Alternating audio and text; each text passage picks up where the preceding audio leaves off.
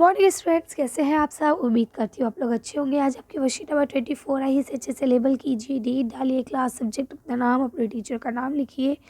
आज हम लोग पढ़ने वाले हैं मुगल साम्राज्य के बारे में। लिखा है, हुमायूं की मृत्यु के उपरांत अकबर उसका अधिकारी बना। जब वह राजा बना उसकी आयु मात्र 13 वर्ष की थी। तो क्या बोलते हैं कि जब हुमायूं की मृत्यु हो गई, यानी अकबर के पापा की, है ना, तो उनकी मृत्यु के बाद उनका अधिकारी कौन बनेगा, उनका वारिस कौन बनेगा, अकबर बना। ठीक है। और उस वक्त, जिस वक्त अकबर बादशाह बना है, उस वक्त वो केवल 13 वर्ष का था। बैरम खां उसका संरक्षक था एवं मुगल साम्राज्य के विस्तार एवं सुदृढ़ीकरण में उसकी सहायता की। ये बिल्कुल ठीक बात है। बैरम खान के बिना अकबर बादशाह कभी राज नहीं कर पाते, है ना। 13 साल के बच्चे के हाथ में कुछ नहीं होता है। बैरम खान उनके एक वफादार थे, जिन्होंने पूरी अकबर की हिफाजत करी, है ना। और जब तक अकबर बड़े नहीं हो गए, तब तक उनकी माँ ने इस सल्तनत को चलाने में मदद की थी। ठीक है। अब यहाँ देखिए, लिखा है अकबर के प्रमुख सैन्य अभियान। अकबर ने कौन कौन से सैन्य अभियान चलाए, तो देखिए सबसे पहले लिखा है 1556 से 1570 के समय अकबर अपने संरक्षक बैरम खान और अपने घरेलू कर्मचारियों से स्वतंत्र हो गया। यानी कि 56 से 70 तक आते आते वो पूरी तरह से फ्री हो गया। क्यों, बड़ा हो गया था वो। उसने सूरी और अन्य अफगानों, निकटवादी राज्य मालवा और गोंडवाना तथा अपने सौतेले भाई मिर्जा हकीम, ये मिर्ज़ा होगा, ठीक है, मिर्ज़ा हकीम और उज़्बेकों के विद्रोह को दबाने के लिए सैन्य अभियान चलाया। अच्छा, पहले ज़माने में सगा भाई सगे भाई का नहीं होता था। उसका रीज़न ये रहता था बेटा कि बादशाह सबको प्यारी थी, है ना। हर कोई चाहता था कि मैं बादशाह बनूं।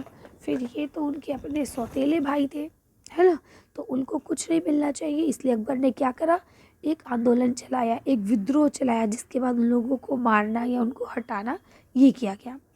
1568 में सिसोदियों की राजधानी चित्तौड़ और 1569 में रणभौर पर कब्जा किया गया।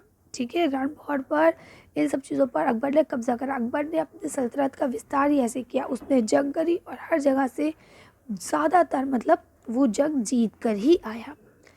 1570 से 1585 के समय गुजरात के विरुद्ध सैन्य अभियान चलाया, यानी गुजरात को भी अपने कब्जे में कर लिया।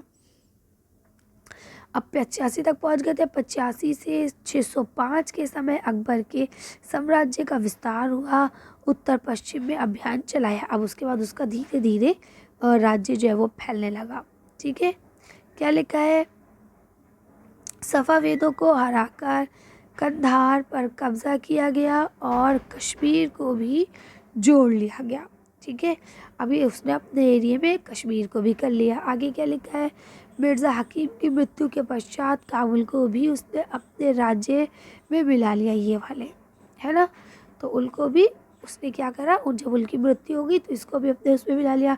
दक्षिण में अभियानों की शुरुआत हुई।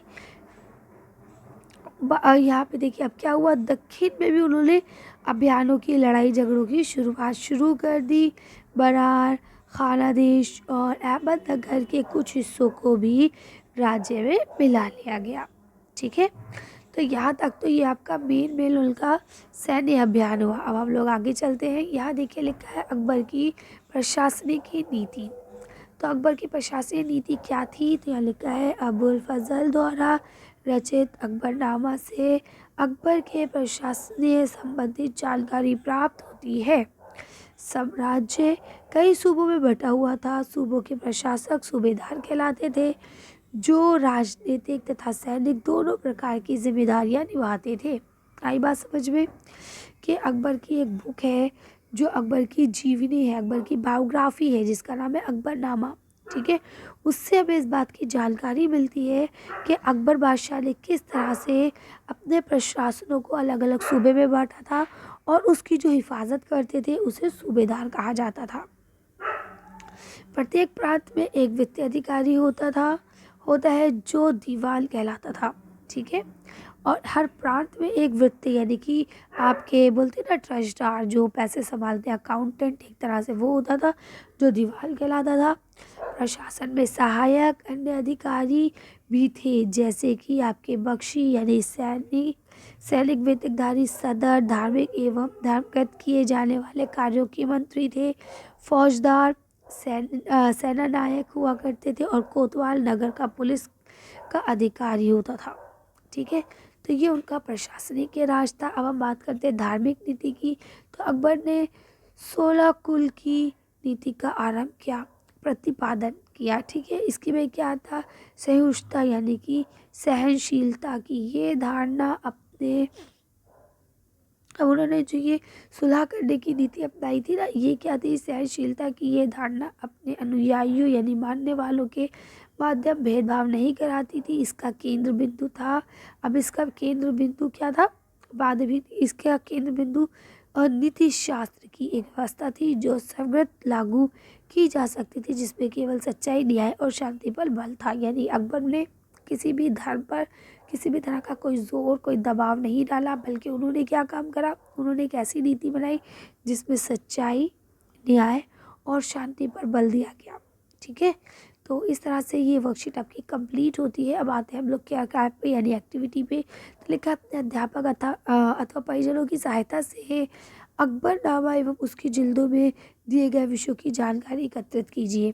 तो देखिए अकबरनामा क्या थी, अकबरनामा बायोग्राफी थी।